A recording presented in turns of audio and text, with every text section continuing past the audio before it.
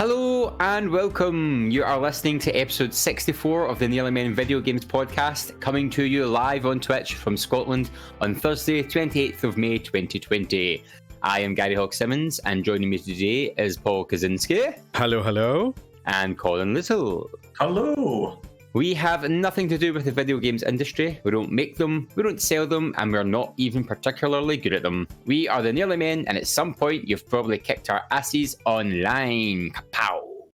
Kapow! Kapow! Actually, lately I've been kicking other people's asses online, so that sentence might need to change. Oh my word. Oh, fighting talk already, straight off the bat. Could be the almost men. I'm an Overwatch goddess. Oh my. I'm not actually, but it feels that way when I get 5 kill streaks in a row. Well, that's pretty good. I know. Aye. I was real impressed with myself. When did you get good? I know. You can't start this podcast like that. Let's go back. This will not do. Talk about Predator or something first. Unbelievable. Then, we can come up with, we can throw that in after the news or something that you're actually competent. I've got to set the levels. Well, someone does, because anyone that caught our Predator stream last night knows that both myself and Paolo are definitely not competent. Oh, I see. Weren't you fighting each other? Yeah, we were fighting each other. Well, for some points, it didn't help. No. It was a nightmare. It was a nightmare. I just have visions of every game ending in a draw somehow. Like, well, Paolo got off to quite a bad start, and then it fixed itself, and then we went online, and it all went a bit Pete-tong. Aye, I did. That's pretty much right. That's pretty much accurate. Oh, like what the wee Maverick is saying, that's Gary graduated to man. Oh, the man. I don't like that. I don't want to be a man. Men have responsibilities. Gary, you can be whatever you want to be. 2020, you could be whatever you want to be. Can I just say, it is so hot in this room. It is very warm in Scotland. You're looking very dapper, Paolo. Wait, no, you gotta make an effort. And Gary's got his sun hat on, and I'm just in my t-shirt as usual. Just on brand. Yep. You're looking good though, Colin. Oh, you've got a shiny new rig, as it were. I have. What the kids call it. I have a new face. I have got that as well. I tidied this beard up as well, shiny new face. Making an effort. But yes, I pimped my rig. I did. New laptop, new me. Brilliant. And it seems to be, so far, looking okay. We'll see how it holds up.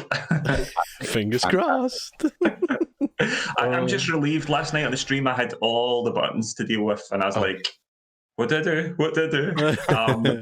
And I have limited buttons to deal with tonight, so who knows how bad that will go. But yeah. Sure, it'll be much easier when we have no buttons to push.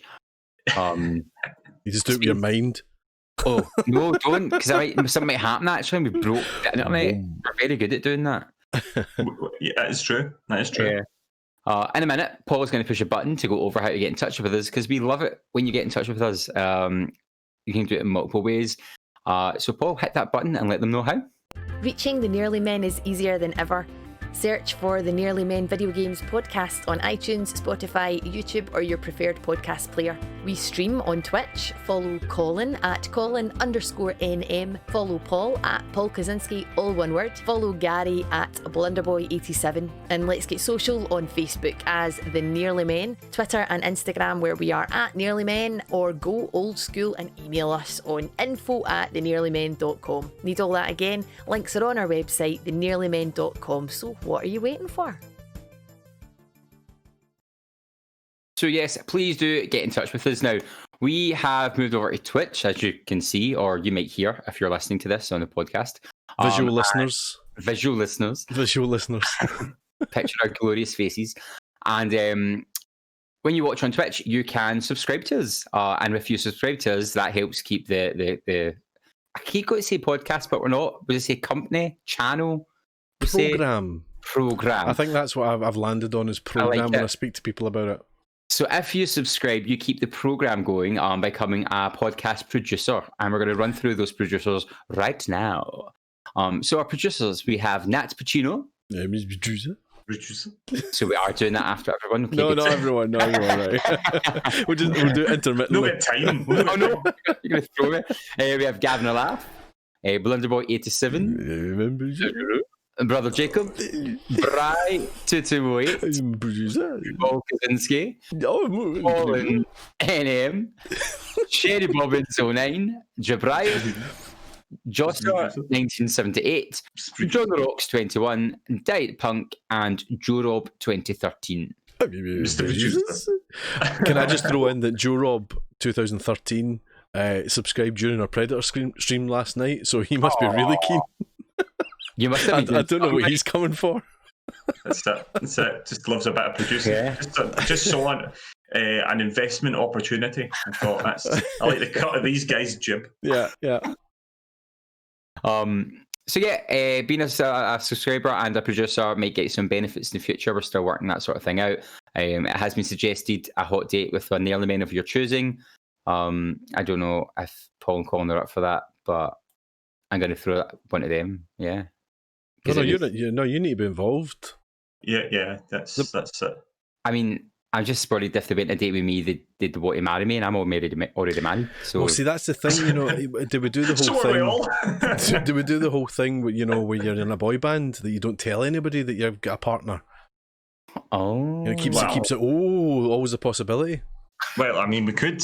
I don't think there's really a market for this, to be honest. Yeah. I think you're over. You're Speak for overselling. yourself. We're all on the wrong side of 30 now. Also, who would pay for the date? The producer or the nearly man? Oh, that's a Well, good question. surely if you're a big white producer, you should be paying. Exactly. I should- like your thinking, Colin Little. I like your That thinking. should definitely. Well, there we go. The wee Maverick says, "Done. I want a date with Gary." Oh, Here we go. it would be the best date ever. I'd say we'd go to M&D's, but that's been shut. Oh, Aye, you need to go that's with wipes and all that every time you go on a ride. Wiping it. Oh, nightmare. Yeah. One of our producers, Brian228, has been in touch with a comment. And this is a controversial comment. Funniest clip past week hasn't been Colin for once, but was Paul's death in The Last of Us, where they got set on fire after saying that it had missed him.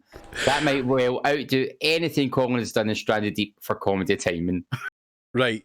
I missed Right, this. here he comes, right? He's going to try and do this As if- excuse. He tried this last night. It didn't work. Didn't wash. As if I didn't have enough to do today, right? I've done this right now. Where is it? It's in there, right? Now, Gary and Colin, you're not going to be able to hear this. Right. So you might want to look at your stream, right? Okay. Very, very convenient. Now, the clip is titled, "Oh, he's missed me," right? Yep. He's missed me. Yeah, That's not what I said, right? Look that's at what this. you said. That's what Look you at said, this. mate. Look at this.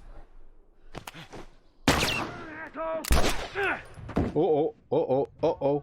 Please miss me. That did not miss me. That did not miss me.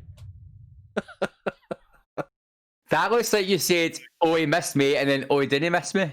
No, right. What I said was, "Oh, please miss me." That didn't miss me, right? Oh. Right. Now, I don't know. it's a bit unfair for Colin and I don't Gary, know. right? But I don't know. watch this. Now, you'll be able to get this. Now, watch this. Watch it carefully. Please miss me. Please miss me. Please miss me.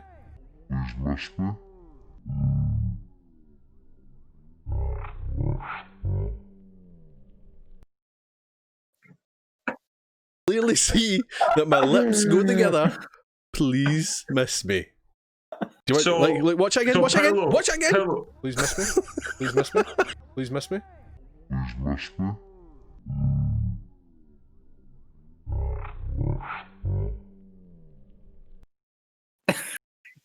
Please. So he's spent the please. entire day kidding on to us, Gary, that he's working hard behind the scenes. What he's actually been doing is making deep fakes to try and point out the fact that he's not some sort of. We know exactly. That's deep fake. That's fake news, mate, and you will not is not welcome on this podcast. And Bri would agree. Bri says it looks like you're messing about with the original recording, overdubbing Yeah. it. I don't think there's all that's sorts just going on that's here. my bizarre face movement. Please miss me. Oh, all the shade in the chat for you, Mr. Kaczynski. I'm just playing it as it was. That's no hashtag, no filter. Hashtag fake news. That's what I would say. Unbelievable. Fake news, indeed. Let us know. Let us know what people Yeah. think. I mean, maybe we need to run a poll. I don't know. Maybe we need to do that. Maybe we need to see what people think. Write in, listeners. Write in. You'll have heard it, so you could play it back numerous times to hear that p. Bear in mind, Paolo is our technical maestro. If anyone had the capacity and definitely would have doctored that video, then it's definitely Paul. It's definitely Paul. He would have that. Yeah. I'm sweating. I'm just throwing that out there again. You're sweating because we're scrutinising your fake news, mate. I know. Will I be caught? Oh no. Can we just finish the episode now? Just like play a video or something. Play it on stream. I am sweating. Oh, we will move on. No, we'll move on from fake news to actual news, so you can have a break. Oh gosh, I can't believe this is our first news story. I hate you, Colin Little. So, our first news story today is 30 Miles to Barnard Castle video game. Yes! Lets players reenact Dominic Cummings' controversial trip for themselves. And this comes from Lewis Shelton of The Independent. Someone has created a video game in Dreams PS4 called 30 Miles to Barnard Castle, in which players can control a man named Dominic as he drives from Durham to Barnard Castle. The creation follows under fire government advisor Dominic Cummings claims that he embarked in April on a lockdown flouting trip to the northern sightseeing site, which took place on his wife Mary Wakefield's birthday, as a means of testing his eyesight amid concerns that his vision was failing. In the game, a clip of which was posted by its creator, known as Stevie128K, players must drive along a road, avoiding obstacles. While driving, you can hear a child's voice saying, "Get me to that castle right now," along with coughing from Dominic. The game's description reads, "Dominic needs to get back to work, but his eyes went all weird." You know, Paolo, if you're going to do biting political satire, you can't laugh the whole way through it. It's just so good because it was done so quickly. It was so quick. I know Dreams is good and it's very accessible and all that, but I mean, this was out a mere hours after his press conference. I just loved somebody that was watching it and probably sitting there booting up Dreams and then just suddenly went, "Wait a minute. What am I going to do tonight?" I actually think it's Dominic Cummings has made it himself, and he is. I like your thinking. This might not actually be a game. It might actually be dashcam footage. We can't be sure. I want to know what obstacles they're avoiding, like press, security cameras. It looks like it's mostly rocks. And cars. The object that it's really struggling to avoid is political scrutiny at the moment. But it's such a shame I couldn't put the sound on this, because the sound is just as good as the visuals. Oh my god. Coughing and spluttering. It's got like Dominic coughing, as you say, and it's got the wee kid going, "Get me to that castle now!" Get me to that castle, Daddy. It's very good. Dominic's like, "Oh, I've got to get to work." This is the most biting political satire we have done since Logger Mog. Logger Mog. Logger Mog. We need to bring Logger Mog back. Get Gary on it. it. We might need to bring it back. I don't know what Logger Mog is. No, that was the before time. The dark time. BG. PG. Yeah, I mean, brilliant. Just great to see. You know, if Dreams never does another thing, then it has fulfilled its usefulness in the world. I mean, I'm already thinking it could be Game of the Year. I've not even played it. Never mind Last of Us. This is it. Sherry Bobbins is suggesting Log Hog or Mog. Oh, that's good. That might help. I'm a bit scared now at these recommendations, seeing as I don't know what I'm stuck in the middle of. Oh, very quickly, Logger Mog was where Colin did a brilliant quiz where I had to decide whether it was a line of dialogue from a game or something that Jacob Rees-Mogg had said. Yep. And believe it or not, it was much harder to tell than you think. Oh, that sounds good. That was very funny, very funny. I had to find all these bonkers like lines of dialogue from like JRPGs and things. It was like episode 26 or something like that. It was ages ago. Look it up. It's well worth a listen. Classic. I foresee a revival of that. You'll have heard it, Gary, because you listen to every single episode we've ever done, surely. I said I set him in the bath, so I might be underwater at that point. for like 20 odd minutes. I was practicing to be a mermaid, and that comes as no surprise to anyone. So that's a fully believable story. Gary, Okay. You should be in a rose garden if you're going to start lying like this. Okay, let's Oh my days! Nightmare. Good fight, Colin Little. Good fight. I know, for that. excellent. Good way to start the news. An exciting bit of news next, which has got me tickled. Silent Hill comes to Dead by Daylight. And this comes from RelyOnHorror.com. Rourke Keegan. Not a hoax, not an imaginary tale. Silent Hill is coming to Dead by Daylight. That's right, announced today via an all-new trailer. The Otherworld is invading the Entity's realm this June. Chapter 16, Silent Hill, releases June 16th and includes a new survivor, Cheryl Heather Mason, new map, Midwich Elementary, and killer Pyramid Head. On top of all this, Silent Hill franchise composer Akira Yamaoka is stepping in for an all-new remix of the Dead by Daylight theme, adding in a little of that classic Silent Hill spice.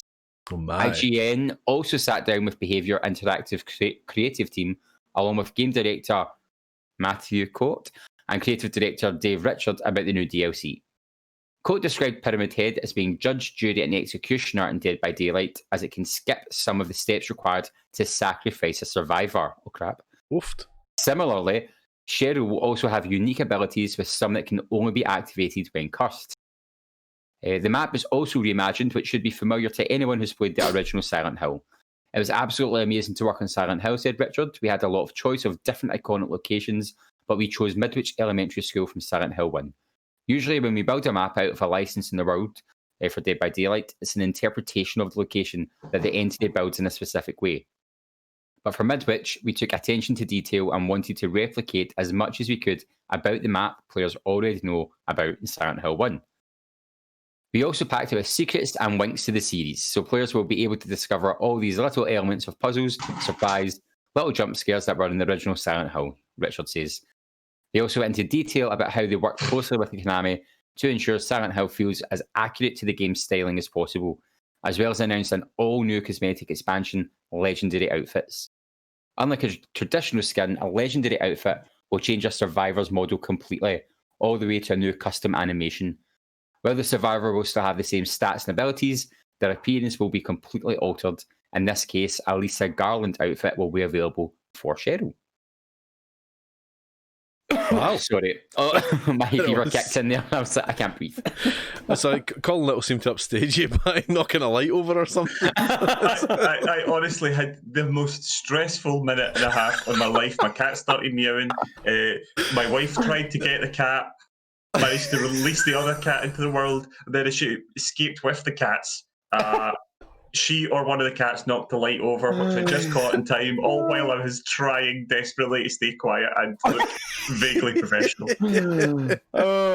Silent Hill, the cuts of Silent Hill. Never work with children or animals. Oh, good, he's back. He's back. Great. I'm having an absolute nightmare tonight. You must be quite excited about this, Gary. I am very excited, and it's kind of funny because in April Fool's Day last year, Rely on Horror actually did an April Fool's mock-up of a Silent Hill DLC for Dead by Daylight, written the Mickey out of it. So when it was announced, everyone at first went, oh, this is another joke, because Silent Hill's been popping up a lot lately in the rumour mill, like there's a new game coming, it's going to be PS5 exclusive, they're bringing back PT. So when it was kind of hinted at, everyone kind of rolled their eyes and were like, aye, right. But now it's officially announced and it's coming, and the franchise is going absolutely mental. Oh, do you think this is like, there was, you know the film Cowboys and Aliens? Yeah. So Cowboys and Aliens was a Steven Spielberg film, and it was made purely because I think it might have been Star Wars Episode 3 or something. Maybe it wasn't that, but something had the working title of Cowboys and Aliens. So no one knew what was getting filmed and all that. And I'm sure somebody picked up and said, that's a brilliant name for a film, we should make that film. So maybe it's a similar thing where somebody's done this April Fool's joke and then, like, you know, let's make that game happen. Yeah, there was also, so they're remaking, or they've remade, I don't know if it's been out yet, Candyman. Oh yeah. And there was a room, like, everyone thought the next DLC was going to be Candyman because the guy who plays Candyman liked Dead by Daylight very recently, which is what happened when the Stranger Things DLC came out. The actors when the characters ended up liking the page. So everyone thought it was going to be Candyman. So the fact it's came out of Silent Hill, the fact there's not been a proper Silent Hill game in years, and the fact it's using Cheryl, who was known as Heather Mason in the third one, and a location from the first game and the big bad guy for the second game, it's weird. It's got fans a bit split because they're like, oh, here's Konami just using their characters for monetary gain. Yeah. But some fans are really buzzed by it. I mean, I think it's going to bring people swarming back, and I think it's it might be a nail in the coffin against Resident Evil Project Resistance, because it's licensed Silent Hill stuff and one of the biggest horror platforms that's still going just now. So it's very there's lots behind it. It feels quite calculated move, and it feels like it could bring a bit of life back to the Silent Hill series. So I'm like, ooh. They might also be testing the water a little bit to see, what sort of response there might be to another Silent Hill game. I mean, I assume there's something in the works somewhere or another. Yeah. I mean, I'm a moderator on a Silent Hill page on Facebook, and the joining requests have quadrupled since this announcement, and the buzz about it on that page alone is mental. It'll be interesting to see if there is still. I think it'd be great if they brought Candyman into Dead by Daylight. Well, that might be like the fallen one, because they do have all the licensed horror film characters in it. So he'd be great as well. Swarms of bees and things like that, chasing people. I've not seen it. Is it Jordan Peele that made the new Candyman? You might be right, actually, yeah. I think it was. I'm pretty sure he brought it back. I'm really excited about seeing it. I think it got kind of mixed reviews, actually, but I quite fancy seeing it. Oh, my Pyramid Head's so scary. He's such a scary guy.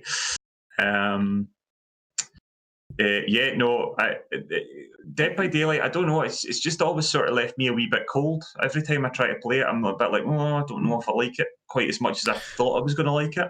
Yeah, it's almost there, isn't it? I remember playing it for the first time. I was really tense, but it's something about the sacrificing. I think maybe just doesn't quite click with me. There's something not quite right with there for me.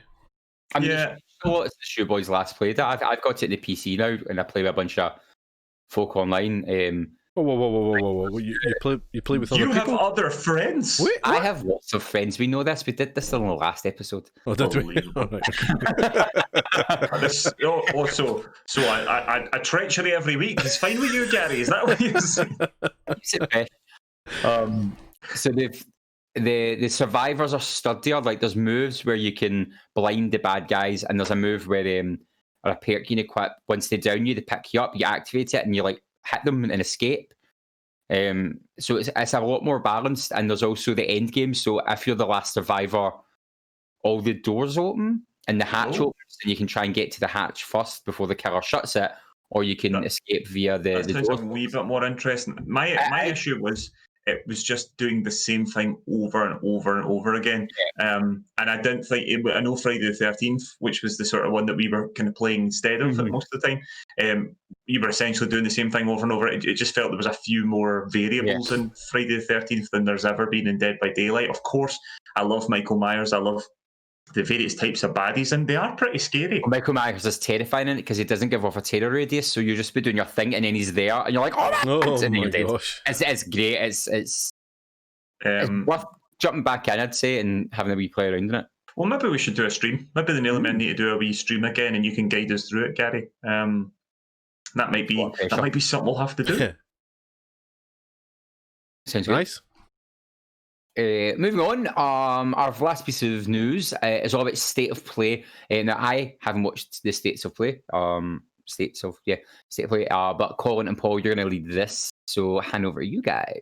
Well, so I know Paolo hasn't seen any of the more recent one. I've watched a little bit of it. Gary's seen none, as he said. But the last episode, pretty much simultaneously to our episode going out, Sony did their first State of Play, and it was about Ghost of Tsushima, which I know, Paolo, you have seen, yeah? Yes. And yeah, I have to say, it looks amazing. It looks absolutely amazing. I love samurai stuff. I really do. And I hummed and hawed about watching the State of Play because I don't want to see too much, but I couldn't resist it just to get a proper look at it. And it was shiny. And I No, get you the go. impression. Sorry, I get the impression, Paulo, that this game sort of went from I'm kind of cautiously interested or optimistic into to pretty much into must-buy territory for yourself now. Pretty much, yeah. When it first came out, I was a bit like, "Oh, this looks really good, and the theme looks really nice, right up my street." But it's not going to be what I want it to be. It's just going to be, I don't know, too cartoony or something. I just had a tentative thought about it. I thought it's going to be cartoony or it's going to be too computer gamey.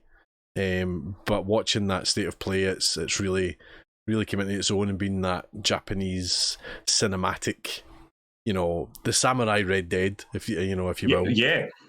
It's What really surprised me actually, and I don't know why I had this in my head. I guess it was the stuff they were showing us beforehand, because of course it was Sucker Punch that were making the game, So of course we know them from Infamous, these open world sort of experiences and all that, and then suddenly it turns into. I had a feeling it was going to be a bit more like The Last of Us or something, where it was going to be some sort of like story based, sort of linear sort of game, but it's a proper open world adventure game, very limited UI, and yeah, I just think it looks really, really quite something. It looks stunning, and there's all sorts of cool little things, like you can play the whole game in black and white, so you've got that classic samurai movie filter. I'm so tempted to do the Japanese audio. I would love it. I don't know if my brain could take it constantly. You get used to it quite easy. So I play a lot of JRPGs set in Japan in Japanese, and at first you're kind of like, and then like an hour in, it's second nature. So I'd say go with the Japanese audio. Oh, love it. That's certainly my instinct. Yeah, I'm really excited about that. I think it's going to be really good. But the main one that we wanted to talk about, of course, was last night's State of Play, where Neil Druckmann was showing off some fresh sequences. There was a video sequence, there was an extended gameplay sequence, and we got a chance to see a fair bit of The Last of Us 2 in action. Now, I'm fully aware that people are going to want to not hear a lot of this, so I'm going to keep this super spoiler free. We saw some mechanics. I even scrubbed through a lot of the story, so I couldn't even tell you about the story if I wanted to. What I can say is it looks incredible. It really does. Neil Druckmann said it's the biggest environments basically they've ever made in any other game. So if you think of that big open desert area in Uncharted 4, some of their environments are bigger than that. There seems to be much more mechanically. You seem to be able to make more choices than you could do in the past. You seem to be able to avoid enemies if you want. There's multiple ways through situations. You can completely avoid combat at sections. It's not as though you have to move from kill box to kill box. Certainly, as we've been watching Paulo's replays of The Last of Us on Monday night on this channel, it is linear. You do have to get past bits. There's been bits that have been really hard, and you've just got to get through them. Yeah. That won't be the case in this game as such. You will be able to explore. I mean, I'm sure there will be points that you have to do, obviously, but there will be other ways to do it. On top of that, some of the mechanics that we know from The Last of Us are back, the crafting, things like that, but it seems to be expanded. One interesting thing is that you are going to still be using the sort of workbench things to upgrade your weapons. What's really cool is that now when you upgrade your weapons, the upgrades you make, if you put a scope on your gun, you will actually see that scope on your gun, that as say your rifle's on your back or something like that. On top of that, just the animations look incredible. It looks insanely brutal. Watching back Paul's playthrough of The Last of Us and seeing how brutal the original game is, don't expect this to be in any way toned down. And yeah, on top of things, there seems to be quite a lot of sort of like grey areas almost, in the sort of way where I don't know if everyone's necessarily there's clearly baddies in the game. There's clearly lots of baddies in the game, but not everyone's good and not everyone's bad. It's certainly not, and that's always been the sort of blurred lines of the world of the Last of Us. On top of that, there's a whole lot of different new infected. They talked about some, they're hiding some, and there's a number of different human enemies to deal with as well, and also interestingly, keeping this as spoiler free as possible, the enemies don't actually seem to get on very well with one another as well. So it does feel even more alive than the other game. Yeah, I think it looks excellent. I really do. I'm really looking forward to it. There was a little sequence where Ellie jumped down into sort of long grass and see just the amount of grass, like every blade of grass. You could see this long grass. It was astonishing. I was like, and remember, wow. on PS5, each blade of grass will make a different noise as well. Oh my God. That's true. That is true. That's all what Paolo's waiting for. I'm waiting on the same. Do you know, I didn't watch it as you said. I'm kind of done now. I want to play the game. I don't want to see any more. But with every other game that's got a sequel, I've always thought, I wonder what will be new. I wonder what will be different. I wonder what will be bigger. I wonder what will be, more free or whatever. Do you know, having played through The Last of Us on a Monday night for the Nearly Man channel and revisiting that story, do you know, I'd be ecstatic if it was just exactly the same with a continued story. Do you know what I mean? It's all about the story. It's brilliant. It's so good. So, anything on top of a really good story is going to be a bonus. Mm-hmm. It's certainly it's very much it looks very much like The Last of Us. I think people that are keen on The Last of Us are not going to be disappointed. It looks very much like a continuation of that story. I did see certain characters without seeing the video sequences. There are characters obviously that we know from the game who are back or whatever. But yeah, it just looks astonishing. It's even things like animations. I saw when they take out the Molotov cocktail, they light it and things like that.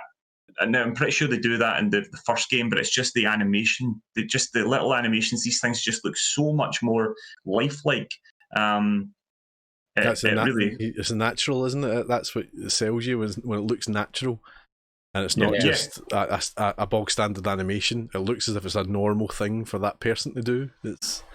And also it doesn't look like it's, in certain games you can see, the Molotov animation has started. It doesn't feel like that. It feels like an organic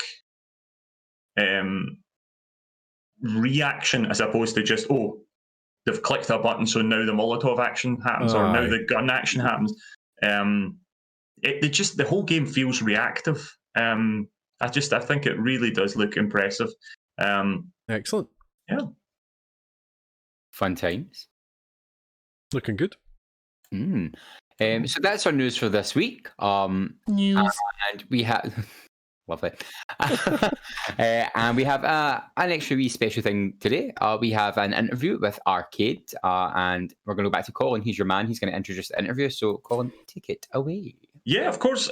So just yesterday, I caught up with Andrew from R-CADE Glasgow, of course, our wonderful friends, who have just been doing a power of work at the R-CADE. Obviously, the situation's changed a bit since lockdown, but they're still going, still putting out wonderful material. And it just seemed like a great chance to catch up with Andrew and find out how things are going. So yeah, let's see what he had to say. I am joined today by owner and chief geek Andrew of R-CADE Glasgow. Andrew, thanks for joining me. No problem at all, my friend. Hello. How are you doing? You all good? Yeah, not bad. Having a nice day. It's sunny today. It's a nice Thursday. Wednesday. Jesus, you know what it's like in lockdown. You have no idea what day it is anymore. Who knows what day? I only know what day it is when Paolo tells me it's recording day. Exactly. So you, of course, as I said, the owner and chief geek of R-CADE Glasgow. A lot of our listeners will know lots about R-CADE. We spent a lot of time talking about you guys, and we have been for a while. But for people out there who don't know, or maybe don't know as much about R-CADE Glasgow, why don't you tell us a wee bit about the place? Sure, not a problem. So R-CADE in its current form was started about two and a half years ago now. At the start of 2018, we opened our venue in Glasgow City Centre. The basis of the venue is retro video games, so it's all about video games consoles, everything from your Ataris, your Nintendos, your Segas, your PlayStations, your Xboxes, basically through every generation up until last generation. Mm-hmm. And our from the outset, what we wanted to do was create a space where everyone could play local multiplayer like I used to play growing up, back in the day. Find a lot of kids these days playing online, ironically, which is what we're doing now because we're stuck in the house. But we wanted to try and bring back that local multiplayer sort of competitive, playing against somebody in the same room as you kind of feel. Yeah. Off the back of that, we also have the cafe side, which stems from my love of Japanese culture. So everything to do with Japan in terms of the decor, but not just that. We serve instant noodles, snacks and drinks from all around Asia, and all sorts of things like that as well. So it's just a lovely wee place in Glasgow to come hang out if you love geek stuff and Asian culture. Absolutely, and it really is a fantastic place. As someone who's been as a customer, it is a great place to just hang out. And it's funny you talk about the fact that after a love of local kind of co-op or local multiplayer, which of course the Nearly Men have grown up themselves loving, it's interesting. And I do think the skills of local co-op are transferable to the online environment, because you're much less likely to be unpleasant when the person can literally reach out and smack you across the face. Yeah, exactly. So we all learned in that crucible, you had to be a wee bit either braver or a bit more diplomatic, depending on. It's true. You have to give a little more, whereas now you can just get you get kids just giving you, or even adults at that point as well, just sending you a quick DM, a quick private message to tell you all about how they were doing stuff with their mother last night. So you get that. When we were growing up, you would end up getting slapped in the face or that kind of thing. So absolutely, I always wonder how they managed to type those DMs so quick. I know, right? It's insane. I don't know. So you did mention the fact, and there is no hiding, the fact that life has changed quite a bit for us all recently. How, for yourself, running a venue, a cafe, an arcade, how has that impacted? It's tough. Basically, our entire business revolves around the gathering of people. So it's all about community. It's all about getting like-minded people together in the same room and creating experiences through that. And of course, with a virus such as COVID-19, it's just not plausible. So as soon as it came out, the pandemic was happening, we had to shut doors. We tried to alter what we were doing to change from a sort of hangout cafe space into more of a retail space to try and keep going as long as we could. But unfortunately, even at that, everything locked down to such a point that non-essential businesses were not allowed anymore. So we had to, it was like end of March, we had to basically say that's it, shut our doors down, and then focus more on merchandise. So we do our custom merch. We did a big Kickstarter for our mugs most recently. We've got our poster range in the past. There we go, Colin, right there. Thank you very much. I've got mine hiding here as well. Which one? There we go. Arcade one here. I went for the D20. The D20, there you go. Nice. So we moved into that. Was more of our focus, kind of online sales. And also, we always had a good social media background in terms of Facebook, Twitter, Instagram, and a wee bit of YouTube. So we started building on that as well. So we were lucky in terms of that. And then we've moved on to Twitch more. So we've got a lot more live stream going to try and keep the community going and still keep in contact with our regular customers, Yep. And it's been amazing. First of all, I would certainly call you guys an essential business in lots of ways. But it moved all so fast. It literally did. I don't think there was any chance of anybody really, from the moment that this became a thing to people on our sort of level. There was no stopping it, and it happened so quick, But it's been really heartening, We were sort of talking about this ourselves, and it's really weird. This is not a good time, but at the same time, there's been things beneficial from it. I think folk have had time to spend at home, and I fully appreciate that. For lots of people, that's maybe not. Certainly not. But for people like ourselves who are lucky enough to have a comfort in that, it's been it's not been a disaster. It's not been a nightmare. That said, it's got its challenges. Definitely. But it's been really heartening to see the way that not only our community started to grow, but watching you guys, the R-CADE community in particular, has been really vibrant on Twitch and on Discord and all that sort of stuff. And I suppose that must fill you with hope, you know. That it really does. I mean, like the fact that everyone, I think it's just a human race thing. You know, like everyone wants to support each other and help each other through and see us to get past this, you know. And the fact that the community's been behind R-CADE as much as it's incredible. I don't have words to thank everybody for all the support that we've had with everything that's been going down, especially considering how much people are having to deal with in their own personal lives, let alone helping a small family business like us support, just continue. So it's insane. Like I can't believe everything that everybody's done for us, and the fact that we're possibly still going to come out of this is incredible. So yeah. Well, it's we can't, nobody, we shouldn't be leaving people behind. People shouldn't come out of this.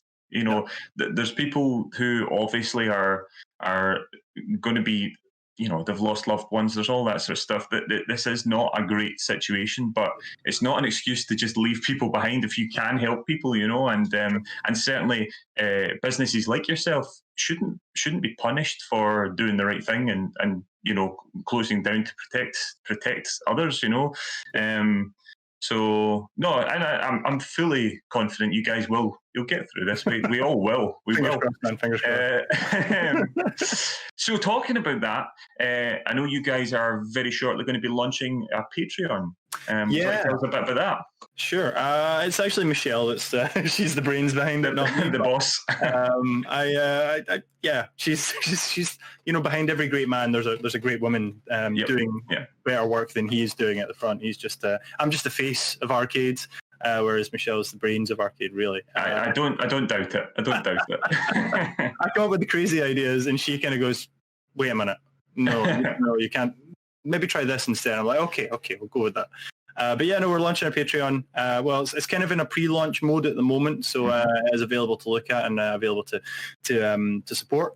Basically, Patreon, for those of you who don't know, is like a monthly subscription service where you can help out, whether it be artists or musicians or writers or just sort of content creators. So you can help them out by giving them a monthly subscription fee. There's usually different tiers, and from those tiers you'll then get different rewards for being part of the Patreon. So we've got a sort of 3 tiers, I believe. There's a base tier, a middle tier, and the top tier, and they carry with them different rewards as going forward. So we're going to do stuff like specific blog posts just for our Patreon supporters.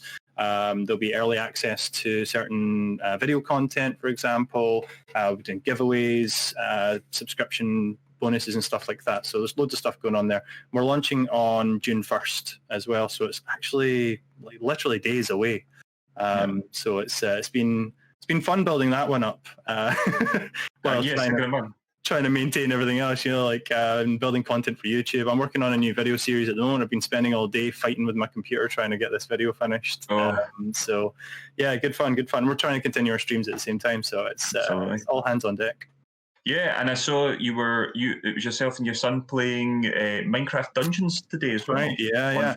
On Facebook, yeah? Yeah, so we're trying something different. We've been focusing on Twitch for the last 2 months really heavily for our gaming community, because we do have obviously quite a lot of gamers being in the gaming community ourselves.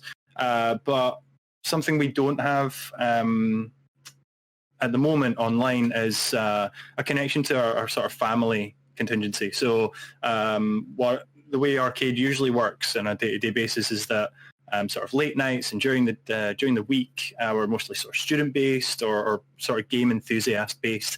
But at the weekends and on the holidays, we get a lot of families and a lot of parents in their sort of late 20s, early 30s, moving up through the ages with their young kids. I want to show them all the games that they had growing up. It's personal for me as well, because I've got a son. He's 13. and it's something I relate to as well. So we don't have a sort of connection to our families, or our regular families at least. So we're trying to do more stuff Facebook based, because we find we've got the biggest audience there for families, and so we're trying to do more video content for them on there as well. So I started today with Minecraft Dungeons, which is the new one that just came out from Mojang. Yeah, I have to say, vital family education, I think. So those parents are doing it right.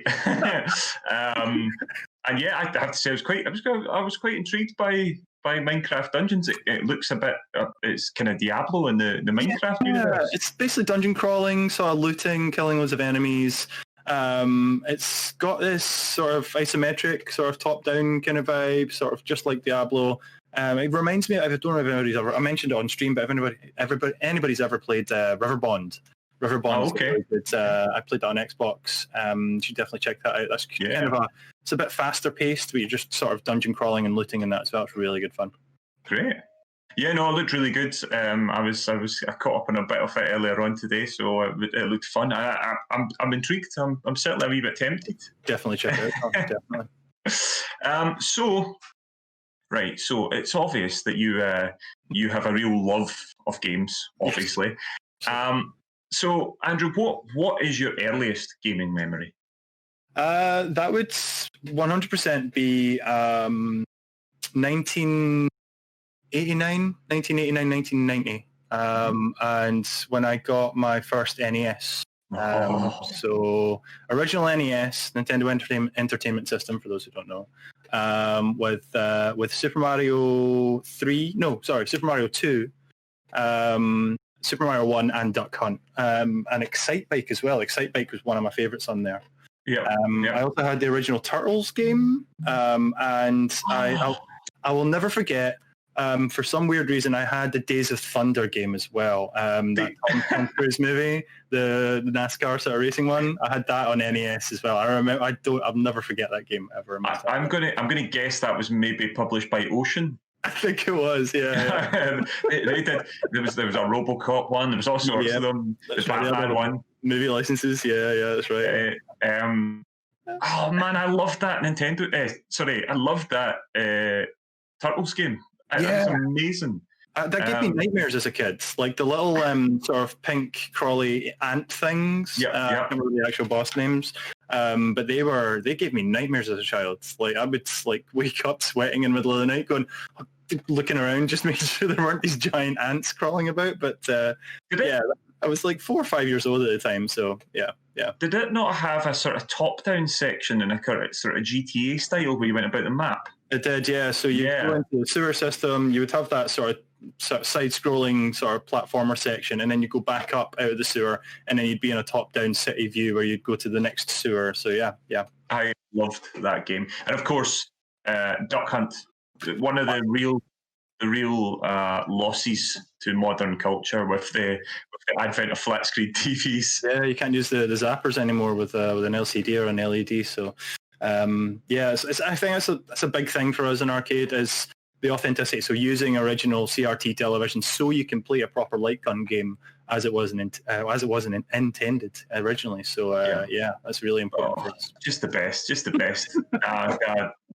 That's a lovely wee. I'm getting all tingly with the nostalgia. The nostalgia, yeah. This is 2 episodes in a row where I've basically just sat and spoke about the NES to people. So Amy Conway, our guest last week, did a whole show about her love for her NES. Nice. Okay, so as you know, as our viewers and listeners all know, I have spent a lot of time playing Stranded Deep recently, right? Absolutely, loads of time. Definitely. Yes, it's become. I'm actually jonesing for it right now.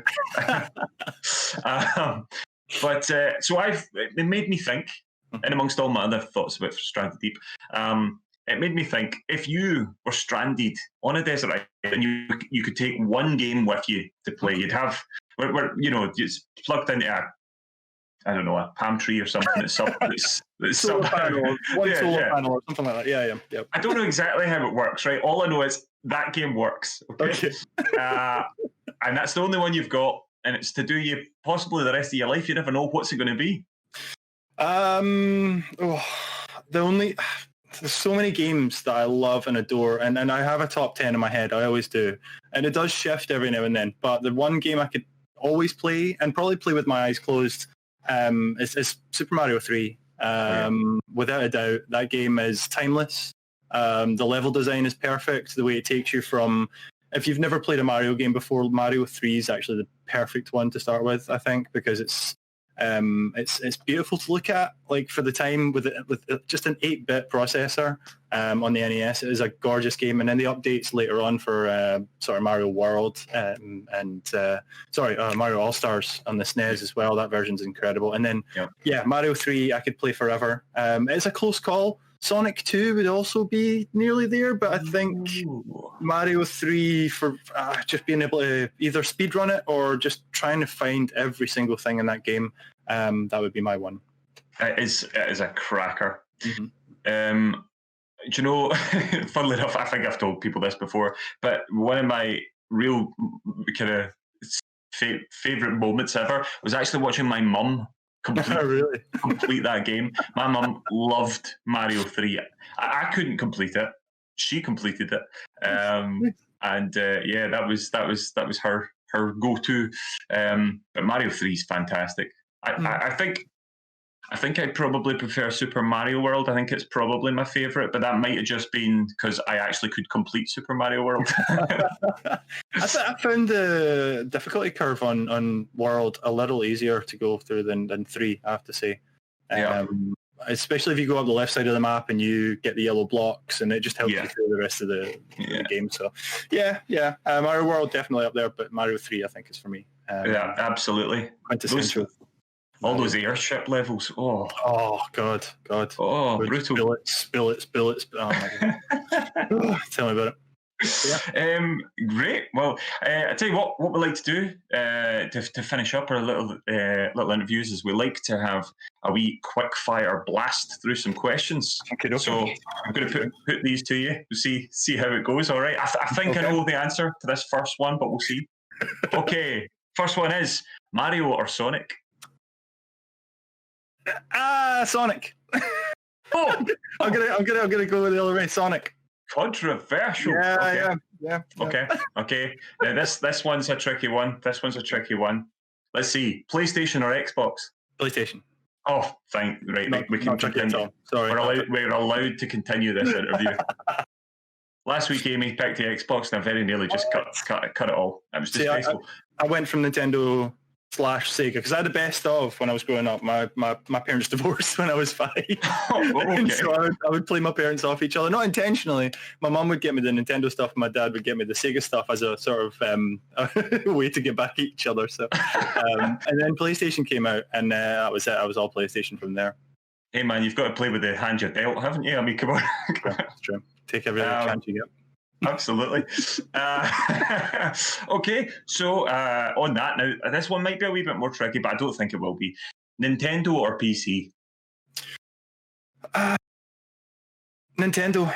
I do love PC, don't get me wrong. I used to just recently go back into building PCs again. I used to, back in the days of the original Pentiums and stuff, back in the like Windows Millennium days, I originally got into PC gaming. I think Civilization 2 was one of my first PC games. And so I built PCs, and I love PCs, and I love the techie side of it. But Nintendo, just they're forever, man. They were like one of the oldest companies in the entire world, and they've just never stopped. And they continue to surprise me every single time they bring a new console out. They do, and it's just that just nobody does gameplay quite like Nintendo. It's true. It's just simple and accessible, and yet they'll surprise us with something new every time. Yeah. Okay. This one might be a bit more tricky. I don't know. It might not. Bowser or Wario?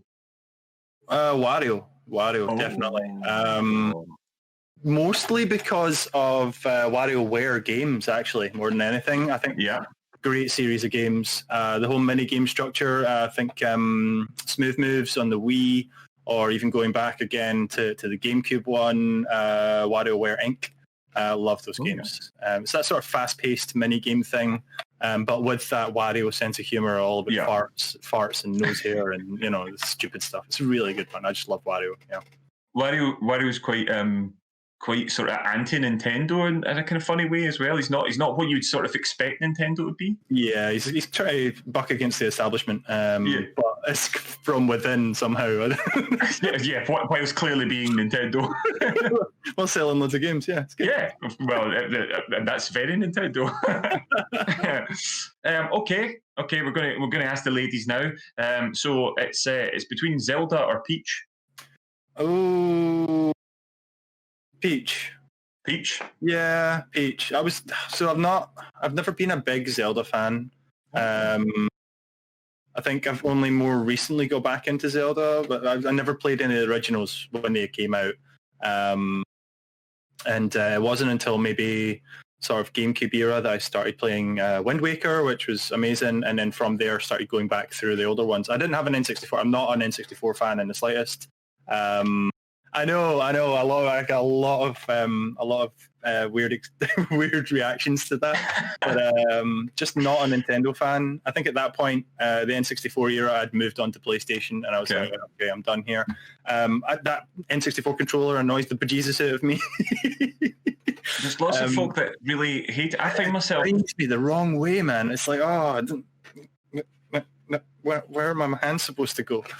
I think Nintendo sort of at this sort of turn of the millennium were adamant that the next evolutionary step was going to be a third arm, and I think so. And that just didn't quite happen. They banked on the wrong horse there. That wasn't the right way to go. Peach for that question. Peach. Just because Zelda's not high up on my list of games that I love, unfortunately. I think they've both been much better served in recent years than they ever were in the early parts of the games as well. Certainly. And also, in particular, Peach has become an absolute legend in Mario Kart and all that sort of stuff. I actually find out using her, I'm playing Dr. Mario on my phone, Dr. Mario World, nice. And Dr. Peach. Actually, she's one of her specials is very, very useful at points. I think it was from when she got her own game on, was it DS? Super Peach. Yeah, that's when she started becoming a better character, and then I think Smash Bros helped out as well because everybody's like, oh, okay, she's pretty good. Absolutely. Yes, much less of a sort of damsel in distress. Yeah, she has another dimension to her now, which she didn't have in the past. So. Yeah. Well, funnily enough, you mentioned that. I'm going to have to ask you, this one might be the hardest one, I don't know. But Mario Kart or Smash? Mario Kart. Oh, it wasn't hard at all. There's no contest there for me. I like playing Smash. And I know there's an underlying skill level required for it once you get your head around the game, but it's just too frantic. I can't keep up. I'm more of a racer at heart. I do love my cars and stuff as well. So Mario Kart is more accessible, I think, for everyone as well. If you just want absolute mayhem, go with Smash.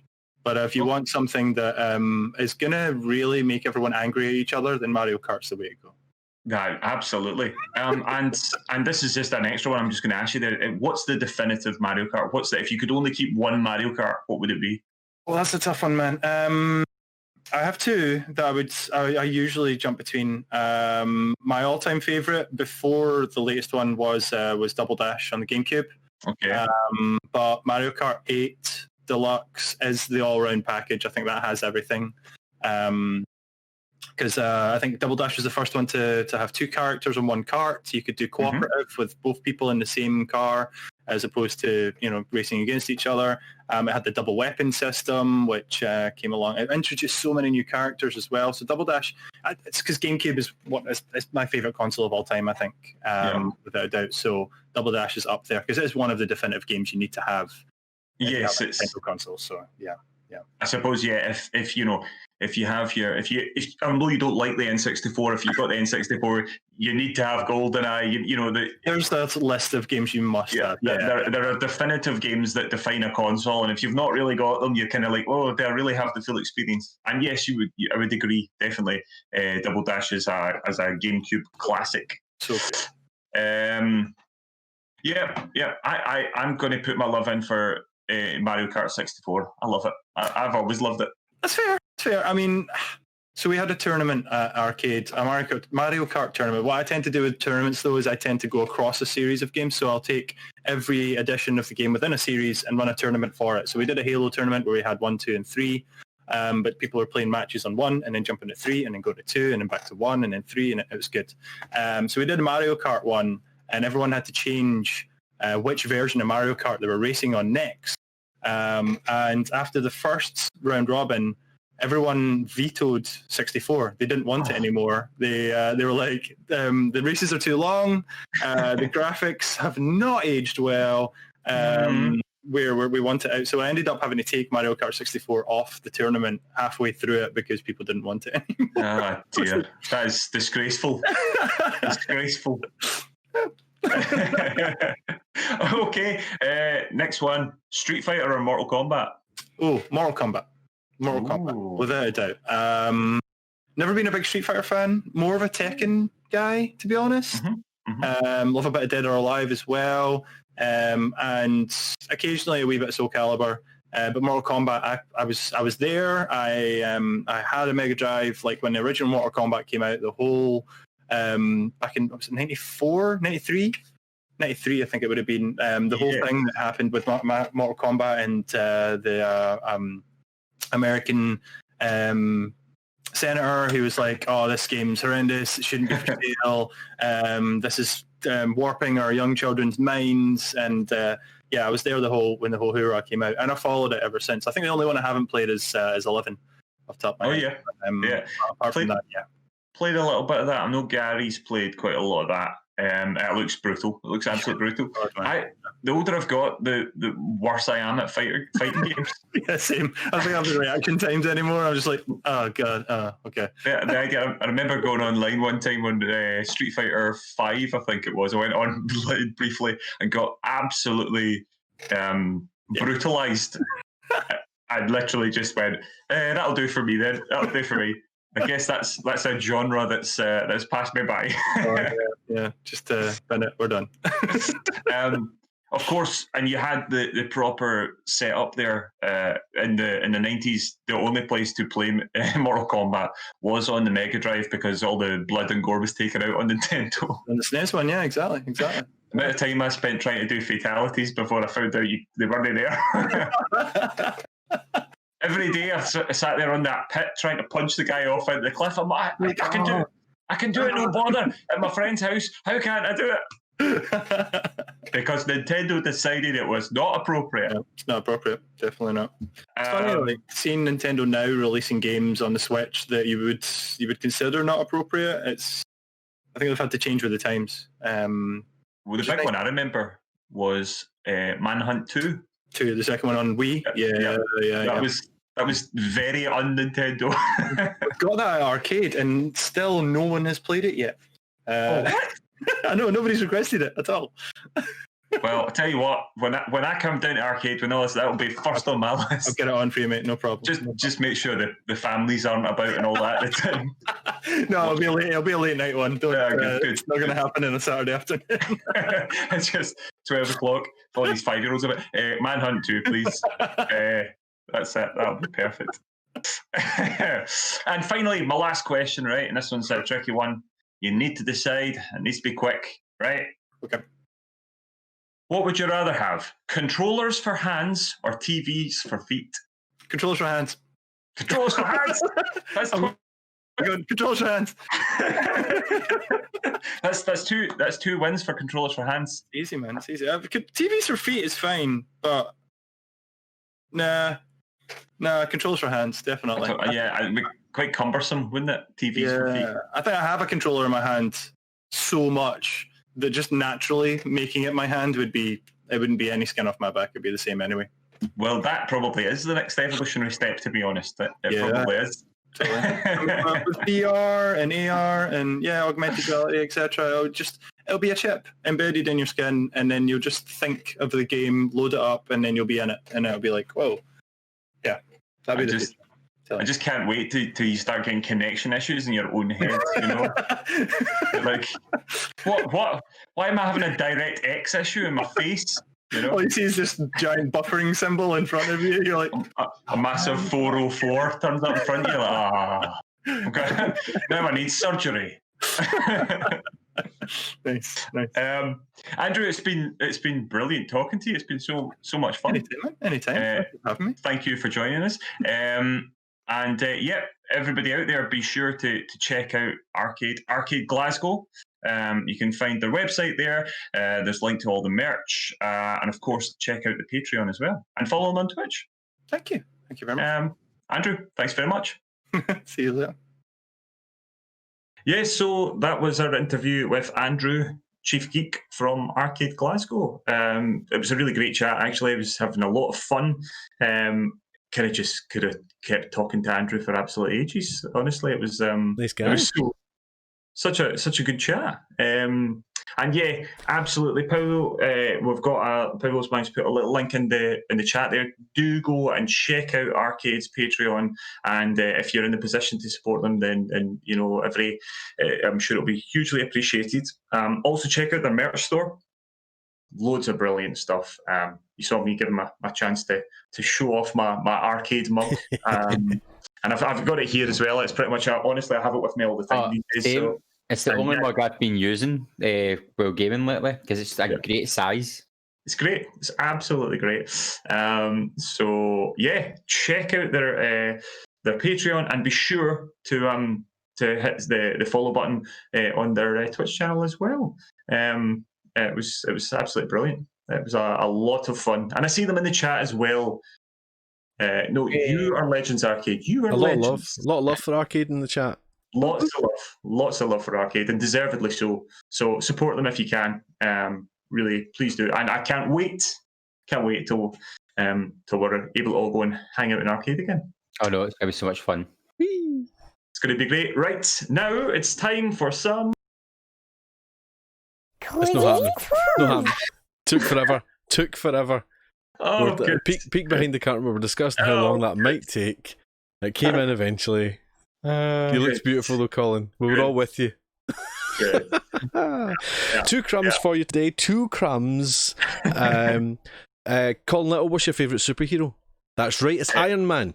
So Iron Man VR has got a demo out. Iron Man VR was delayed, sadly. It's coming out on the 3rd of July, if I'm not mistaken. But there's a demo out now, and in the demo you're going to get Malibu, the tutorial mission, and Out of the Blue, Jet gameplay mission, a fight challenge and an advanced combat challenge, to give it all a wee test. And for Iron Man VR, I'm quite excited about this because you can be Iron Man. You are Iron Man. Fantastic that's going to be. Awesome.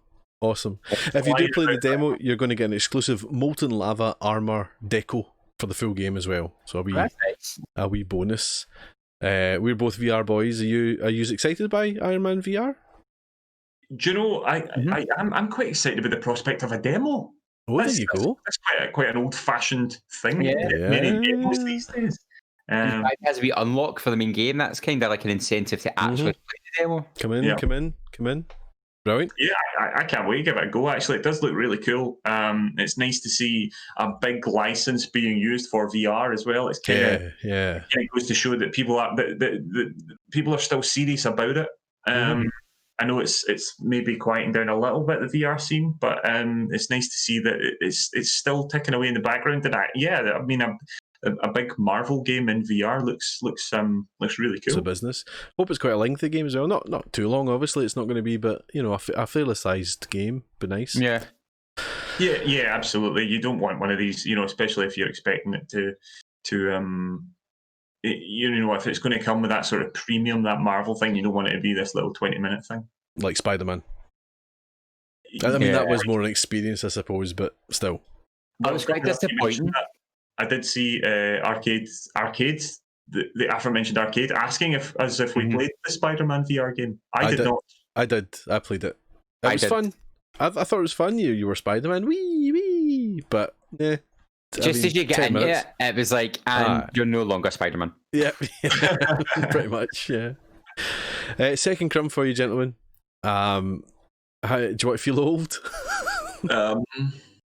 It's 10 years ago, on the 18th of May there, that Red Dead Redemption came out.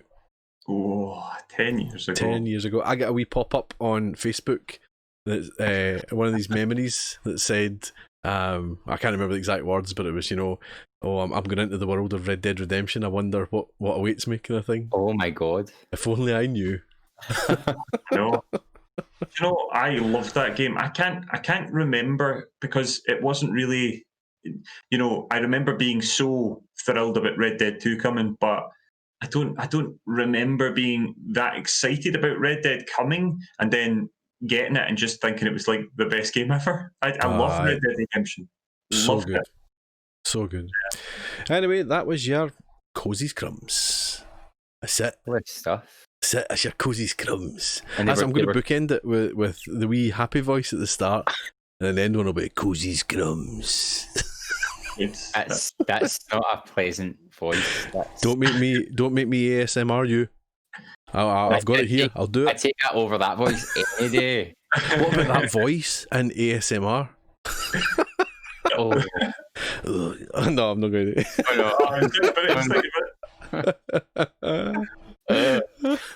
Let's move on quickly before he does it. Colin, do you want to take us through our freebies? Yes, I can take us through our freebies. Okay, so we'll start off as we usually do with Xbox and the games with gold. From the 1st of May until the 31st of May, you've got V Rally 4. Driving game for the Xbox One. The 16th of May until the 31st of May, you've got Overlord 2. I know Gary was quite excited about the prospect of that. Action RPG, that's Xbox One and 360 backwards compatible.